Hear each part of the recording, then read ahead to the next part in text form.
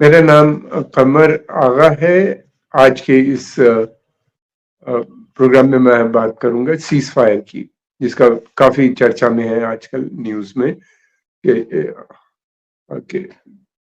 President America के राष्ट्रपति Joe Biden का कहना यह है कि एक एग्रीमेंट हो गया है इजराइल के साथ, और ये एग्रीमेंट में इजिप्ट और कतर दोनों इन्वॉल्व थे, और ये तय हुआ है कि इसके माध्यम से वो फिलिस्तीनी जो है वहां से गाजा से लगभग 30-40 के करीब औरतें और जो सीनियर सिटीजन लोग हैं वहां पे उनके कब्जे में जो होस्टेज बने हुए हैं, जिनको बंदी बना रखा है, उनको वो रिलीज करेंगे। और उसके बदले में वो जो है इजरायली जो है वो 300 पैलेस्टीनियन जो उनके जेल में है, वो भी उनसे भी डिमांड की गई है कि जो सीनियर सिटीजन हैं, जो बड़े बुजुर्ग हैं, और उसके अलावा औरतें और बच्चों को छोड़ने की बात की गई है।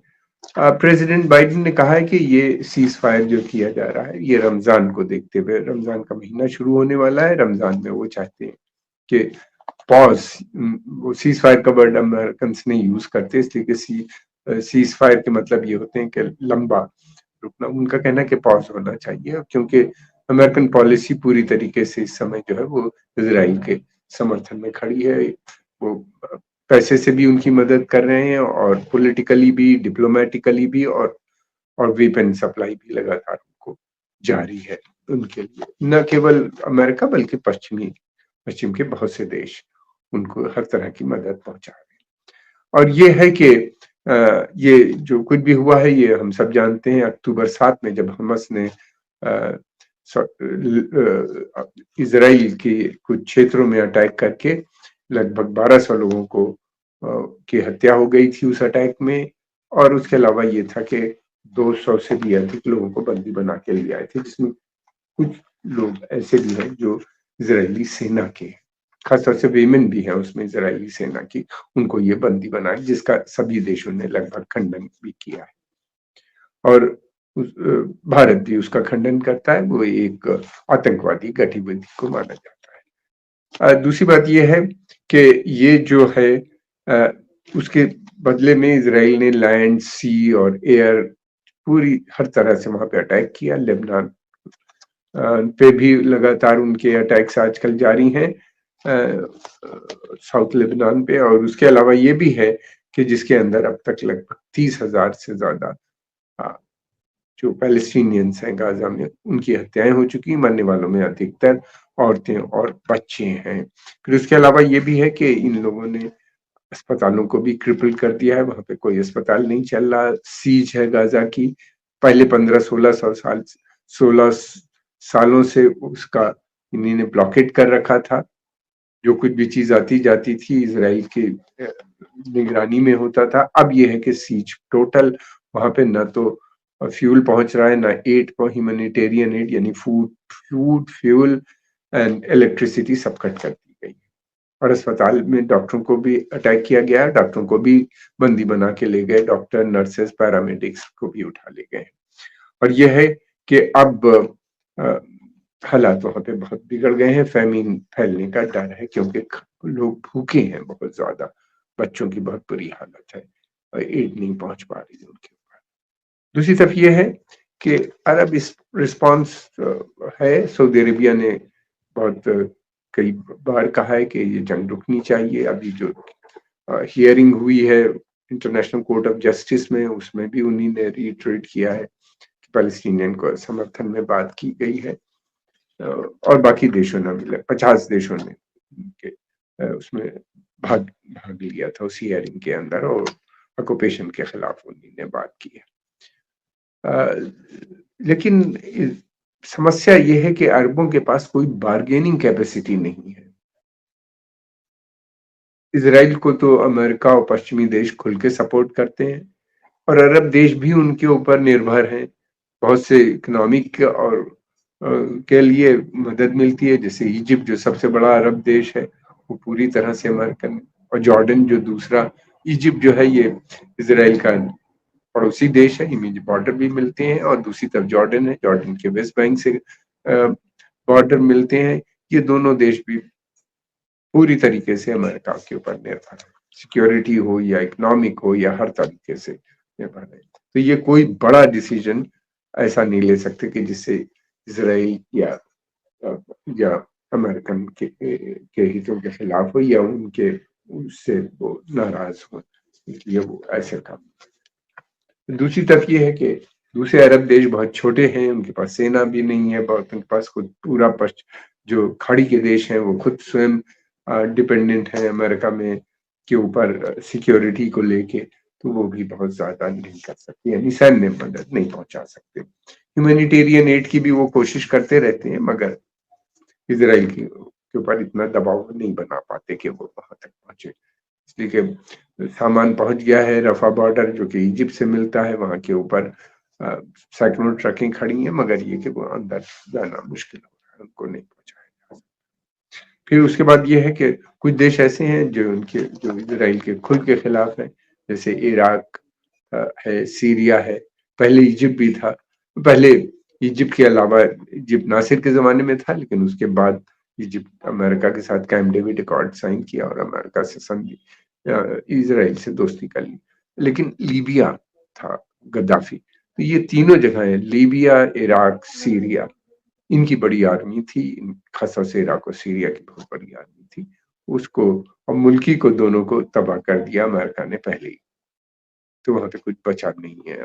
वो स्वयं प्रेसिडेंट जॉर्ज बुश का कहना यह था कि इराक को और अफगानिस्तान भी एक बड़ा स्ट्रांग देश होता था किसी जमाने में, उनका कि हमने प्री इंडस्ट्रियल एज में पहुंचा दिया है। सोच सकते हैं, इसी वहां पे कुछ नहीं बचा, पूरा इंफ्रास्ट्रक्चर टूट चुका है।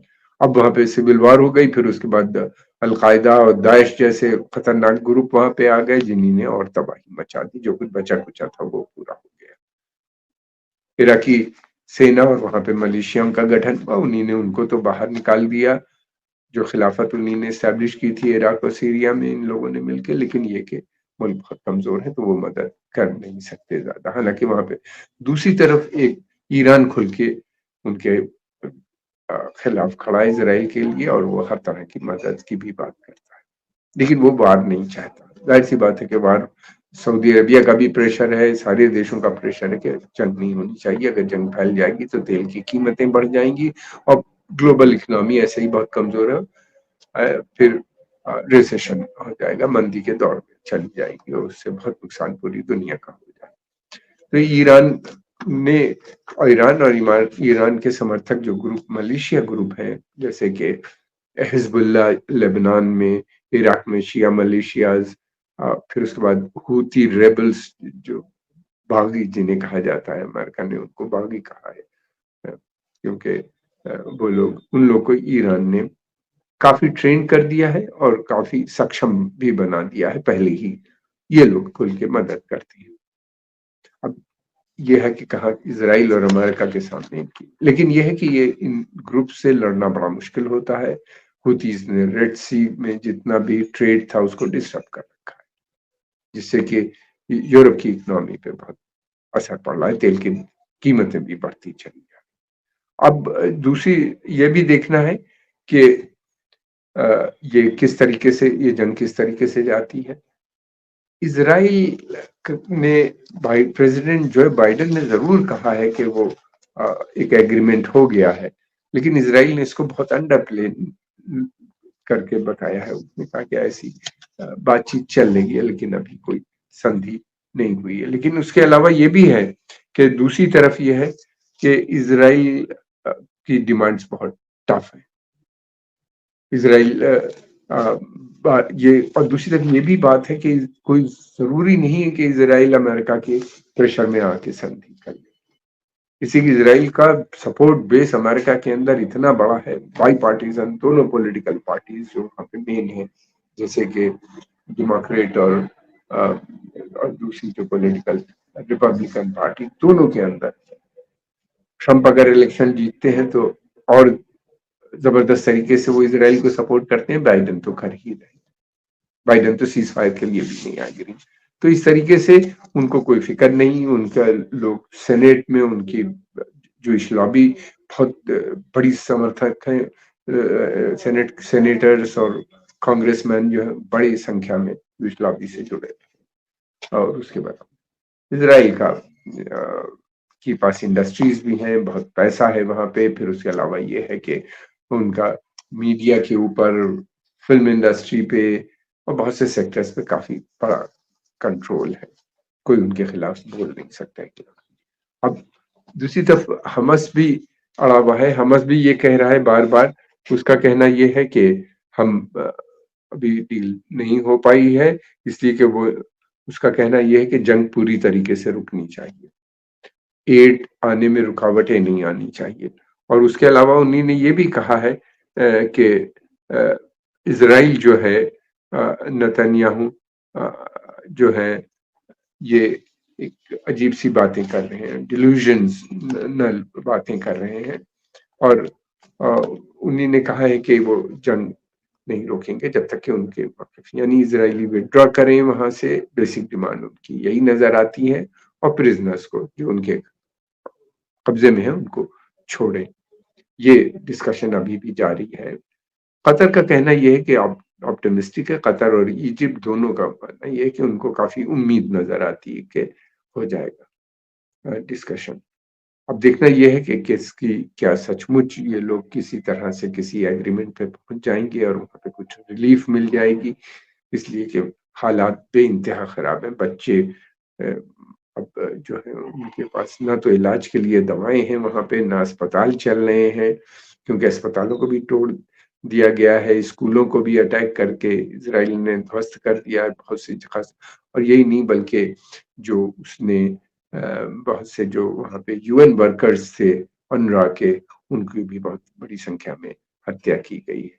लेकिन दूसरी तरफ जब इज़राइल ने कहा कि कुछ लोग जो थे वो जो अक्टूबर 7 का अटैक हुआ था उसमें जो ह्यूमैनिटेरियन एड ग्रुप था यानी अनरवा, वो उसमें शामिल थे। उनके इस कहते ही अमेरिकन्स और यूरोप के बहुत से देशों ने इज़राइल को जो ह्यूमैनिटेरियन जो इज़राइल को पहुँचती थी पैलेस्टीनियंस के लिए ह्यूमैनिटेरियन असिस्टेंस, उसको बंद कर दिया है। तो उसके बंद कर देने से अब एड में भी मुश्किल हो रही है बहुत ज़्यादा वहाँ पहुँचने के बाद। बहुत से लोगों का मानना ये है कि इस जंग में अमेरिका भी कॉम्प्लिसिट है, पूरी तरीके से उसकी भी ज़िम्मेदारी है।